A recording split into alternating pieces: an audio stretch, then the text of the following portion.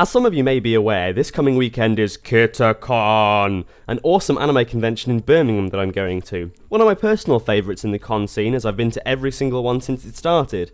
Con time is usually the time that I look at my figure collection and decide what I want to keep and what I want to get rid of. My collection has had a massive boost in both quality and quantity over the past year, and combined with Emily's massive Nendoroid collection, the flat is looking pretty cluttered. So, I decided to go through all of my smaller figures that I've picked up over the years, and get rid of the ones that I didn't really want anymore. It'd be a shame not to show them to you guys first though, so here we are with the Kitacon Klearout Special! Oh, wow. Thinking about Kitacon is bringing back memories. Memories of... No, not now, not yet. Let's get the most rubbish one out of the way first, shall we? Here's a 2-inch metal Sonic by a company called First for Figures. Now, I hadn't heard of them either until I looked it up. Now, I'm not saying that Metal Sonic is rubbish. Oh, no. Metal Sonic is by far the best Sonic character, because everyone knows that the only way to make a hedgehog that is way past cool, even cooler, is by making him into a goddamn robot. I picked this up from work a few months back, you know, staff discount and all that, and yeah, he's not the greatest. I mean, look, even his nose is pointing down, he's sad. Aww. Might get a couple of quid for that. If you have a look at these two figures in particular, you might have trouble guessing who my favourite character from Madoka Magica is. Psh, yeah, totally Cube. But yeah, I've got these two Nendoroid Petites of Sayaka, both in and out of her magical girl form. I did have them on display in front of Ultimate Madoka, but I plan on putting the Figmas that I have in front of her instead. Yes, I have Figmas from Madoka Magica. Calm yourselves, they're coming soon. I've got this little Mega House charm thing too, with the swirly eyes and an off-colour top. I have so many of these damn things, I don't know why I keep buying them. I literally have nowhere to put them. It's Hello Kitty, but she's a witch. I bought loads of these charms when I saw them going, being the rabid fanboy of Persona 4 that I am.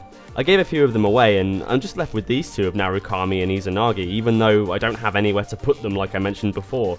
But I just can't justify keeping them for no good reason anymore. No, I can't! Stop trying to talk me out of it!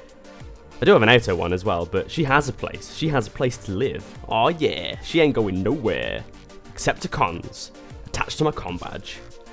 Yes. Star Driver is definitely one of my guiltiest pleasures, with Mrs. Watanabe being my favourite member of Glittering Crux, closely followed by Midori. It's a real shame that more Star Driver stuff wasn't made, because the character designs were so good. I mean, prototypes were made, but it never went any further than that. Anyway, this R-Style from Bandai is the only piece of Star Driver merchandise that I have, and sadly, she has nowhere to go. If it was the version with her mask on and the cheeky grin, I'd be more inclined to keep her, but even then, there's still no real justification for it. Ah, woe is the figure collector! There's not much point in having a petite Nendoroid of Kaito when Emily has the actual full-sized, non-petite Nendoroid, really. He is cool though. I like the fact that you can position the scarf however you want, even if it is only on one axis. I shall call him Mini-Me. I have far too much Blackrock Shooter stuff right now, to the point where having a couple of figures of Blackrock Shooter and Dead Master as if they were computer sprites seems a little bit excessive. While these two Pixtones from Fat Company are a really cool idea and very well executed, they just don't fit in with anything else that I've got. They've served their purpose well, sitting on either side of my monitor, but now it's time for them to pixelate somebody else's desk. The last on this list is probably the best one of the lot. You should know already how much I love Gurren Lagann, and this little figure of Super Galaxy Simon is great. He's pointing to his chest like he's all like, yes, you want to own me. And he was right in my case. That and his man girdle sealed the deal for me. He just suffers from the same problem as everything else in this video. He's got nowhere to go. The only thing I don't like about this is that instead of his standard base, you have to encase his leg in a block of ice to get him to stand up.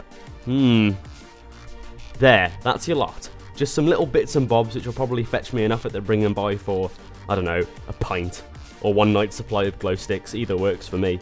Thinking ahead a little further, I'm sorry if any of you watching this who aren't going to Kitacon would have liked to have gotten their hands on any of this stuff.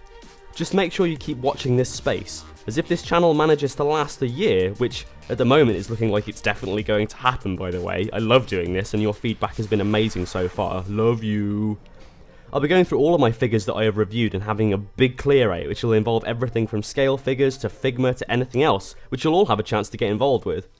Until then, things will be more or less back to normal next week for a while, with this week being full of hustle and bustle and exciting things. With another one of these probably popping up next time I need to get rid of some smaller stuff, which I'll undoubtedly pick up over the course of the year. But until then...